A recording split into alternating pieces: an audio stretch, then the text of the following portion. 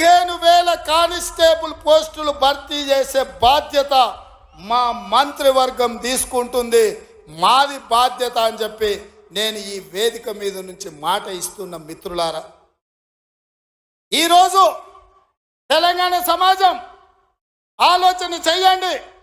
ఈ తెలంగాణ రాష్ట్రం ఎవరి చేతిలో భద్రంగా ఉంటుంది? ఈ తెలంగాణ రాష్ట్రం త్యాగాల పునాదుల మీద ఏర్పడ్డ ఈ రాష్ట్రం ఎవరు భద్రంగా కాపలా కాస్తారు?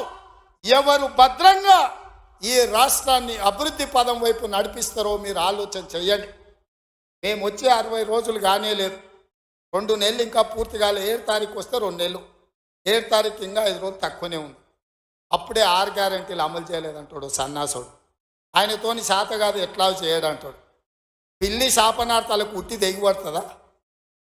ఇలా పొంకనాలు కాకపోతే 10 ఏళ్లలో మీరు ఏనాడైనా పేదవాళ్ళ ఇంటికి 200 యూనిట్లు ఉచిత కరెంట్ ఇవ్వాలన్న ఆలోచన చేసినవా?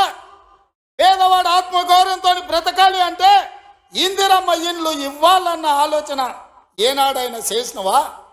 ఆరోగ్యశ్రీ పథకాన్ని నిర్వీర్యం చేసినావు. 10 లక్షల రూపాయలు వాళ్ళకి ఇన్సూరెన్స్ ఇవ్వాలన్న ఆలోచన ఏనాడైనా చేసినవా?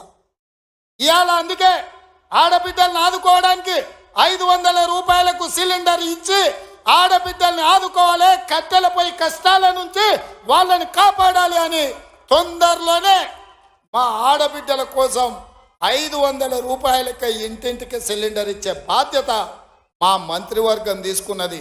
1,00,000 మంది ఆడబిడ్డలతోనే ప్రియాంక గాంధీ గారిని రప్పించి 1,00,000 మంది ఆడబిడ్డల సమక్షంలో సిలిండర్ 500 రూపాయల కార్యక్రమాన్ని తొందరలోనే మీ ప్రభుత్వం మన ప్రభుత్వం తీసుకోబోతుంది అని చెప్పి మా మిత్రులందరికీ నేను చెప్పదలుచుకున్నా.